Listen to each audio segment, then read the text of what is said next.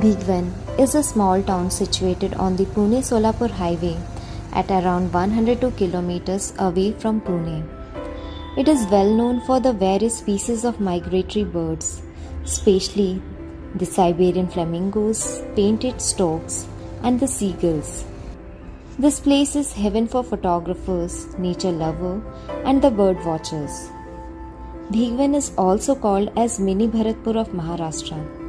The main attraction here are the flamingos. One can watch thousands of flamingos in one view, which treat to eyes. The flight of the flamingos is just mesmerizing. The best time for bird watching is between December and March.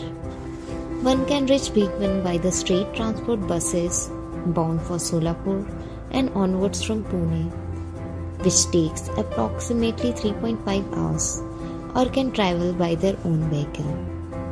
One can also reach here by train from Pune. Every year, thousands of birds migrate here with more than 230 species. Early morning and the evening are the most appropriate time to watch the best lot of bird species. Flamingos are the wading birds with a long neck and long legs.